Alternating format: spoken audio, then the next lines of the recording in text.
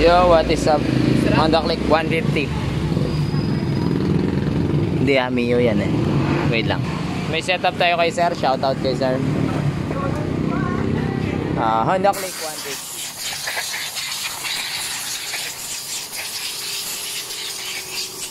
Dala niya na lahat-lahat ng pyesa. Bali, ako na lang ang mag-build. So, brand wars to. Chop suey. Hindi naman. O kung ano yun ang dala ni customer, ilalagay ko naman. Unahin na natin ang kanyang block. Kompleto Ricardo. Yan. MTRT steel bore na 59mm. Pang Click 150. Iba po kasi yung 125 tsaka 150 na. Tapos papalit siya ng valve. Dala na rin niya lahat. As in lahat dala niya. Racing monkey. Adjustable timing gear. Tapos torsion control. Sa gilid nakakalkal na daw. So sa ulo lang tayo gagalaw. Torsion control lang. Yung black ewan bakit wala daw kasama nito. So bumili siya ng bago. Valve seal. Injector niya MTRT. Ayan. Kayo na sumilip. 8 volts 150. Mits mic. Tapos itong racing cam niya. Unfamiliar para sa akin. Bahala na. Gawin na lang natin ang paraan kung paano natin mapapatino. Ito, ano stage? Walang stage. 5.6mm. Yun. So ang kanyang piston ay flat piston. Tapos may dala rin. So in-networks ko na. Hindi abot yung daliri ko. Malalim. Okay. Alright. Tapos may dala rin si sir na stock pipe pala to. Stock throttle body. Ito fan. Ngoso. Bulan. Langis. Ito, radiator, ngoso. Sana all, may panggastos. Ay, nakapasok pa pala yun.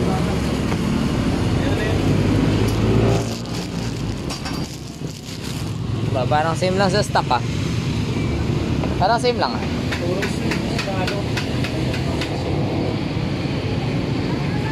Okay, so to roast daw. So additional ano pa rin, cooling system sa ating makinang gagawin. So ito yung stock niya. So magiging 160cc pa rin siya.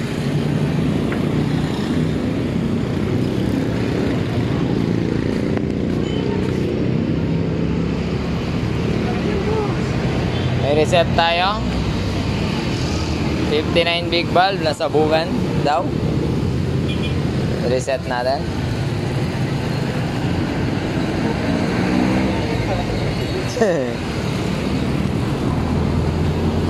So yan, simulan na natin to. Halos plug and play na lang yan dahil na-ready ko na yung kanyang ulo. Saan ko nga to? Reshingo. Ngongo yung gumawa. Reshingo.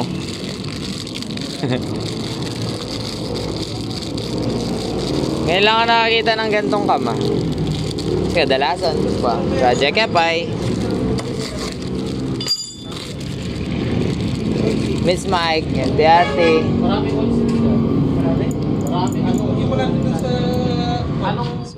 Update. Sa sobrang dami namin ginagawa ay ayan, makina. makina, 180cc. Dito mo ulit. Ito si Ranik. Sobrang dami namin ginagawa. Nakalimutan ko ng videoan, sir.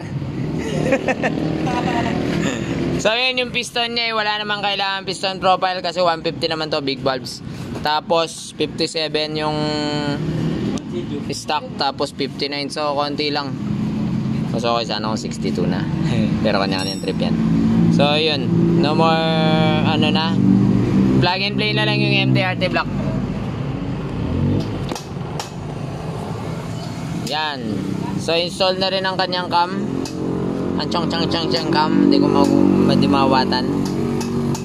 Yan, sa timing mark goods na rin. Tapos pinapalinis ni Sir itong magneto. Tapos may dala rin siyang Kosa fan.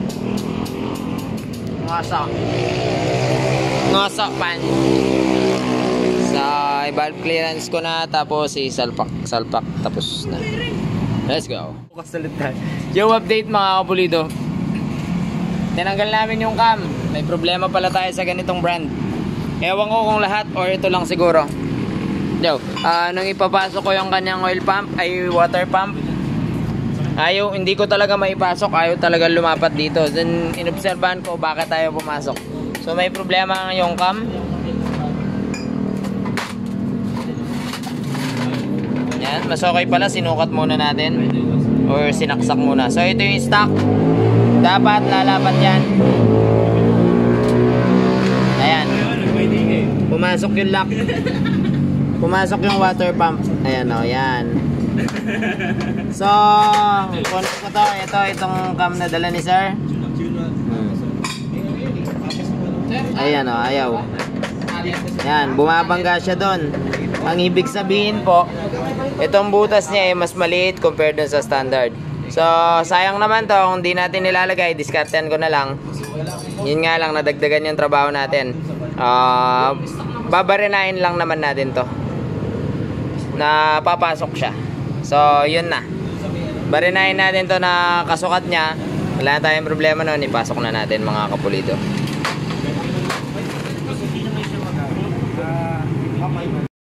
Yung update mga kapulido.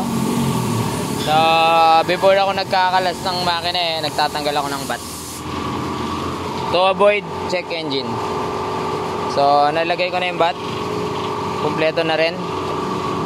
Ni-request ni Sir throttle body cleaning. So, cleaning ko na yan. Ni-request ni Sir linisin yung magneto. Dahil masunurin ako, nilinis ko. Freebie pa, pininturahan ko pa. Ayan, black na. Boss, ito rin ba? Bagong pintura yan, no? Pintura? Sinulat lang yan. Ngoso. Ngoso. Tulok mo, ha? Para king. Alright, so start na natin yan. Try na natin i-start kung magbubugo ba ng langis doon. Siyempre, bago nating isarado yan, kailangan sigurado kang may bumubuga ng langis doon eh. So, let's do this.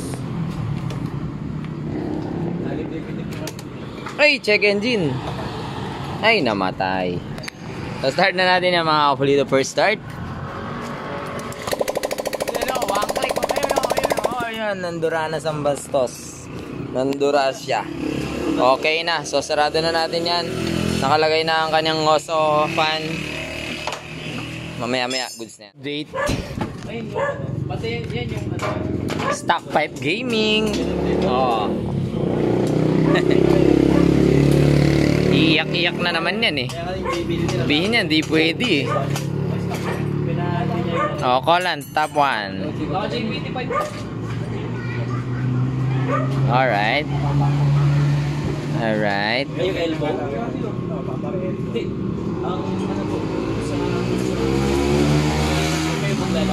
Bleed pa natin din to. Start nga natin. Sir, pasusi. Pasusi.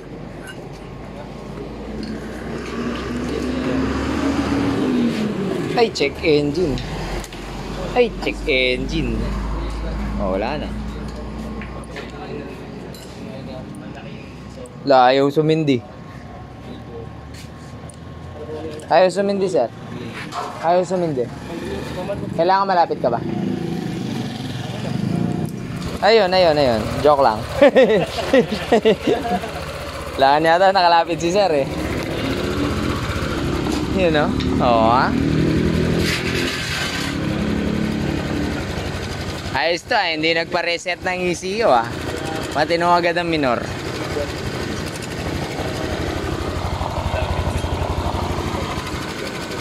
Napakatahimik. Parang stock lang.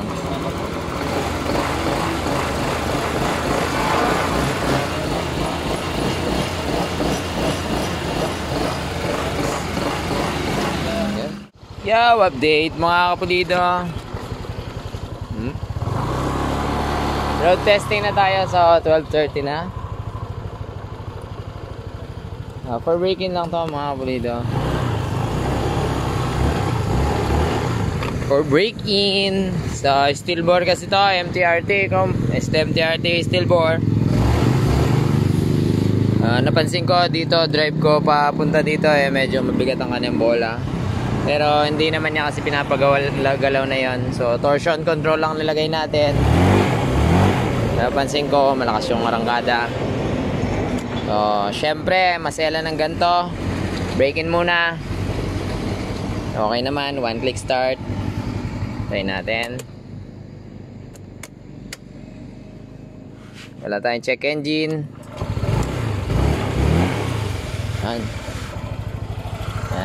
Tahimik naman. Yung biniblade ko ba yung radiator niya, kaya hindi pa namin nilagay yung takip. Biyahe-biyahe ko muna dito. Painitin ko. So ayan, final road test na rin to. Tapos makakauwi na si sir.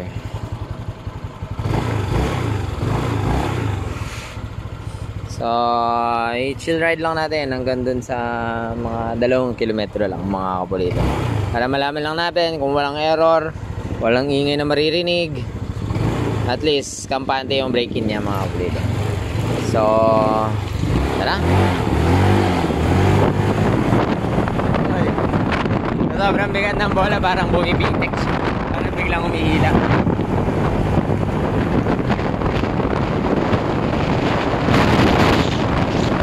Relax, chill lang. Ayun, stop my gaming na. Baka nahimik na. Chill, pitik-pitik lang. So far, wala naman tayong naririnig.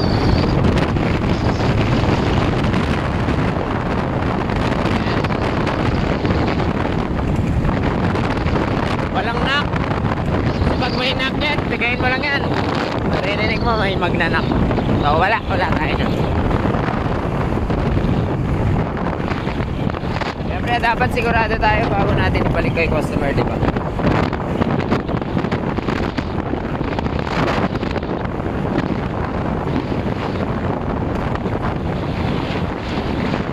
Low RPM lang.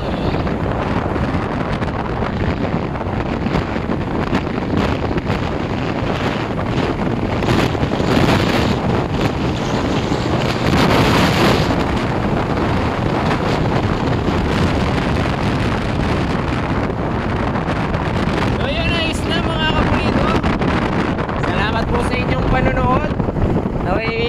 May napulot na konting tips yung mga nangangailangan. Salamat po sa panonood mga kapulido sa ating maikling video sa pagbuo ng Honda Click 150 na 59mm. Sayang sana nag 62 na si sir para sulit, di ba? Pero wala tayong magagawa, trabaho lang. Salamat po sa panonood mga kapulido. Always click 160 upgrade to 160cc, 150 upgrade to 160cc. Salamat sa panonood mga kapulido. Pulidong gawa at Genrix. Bye bye.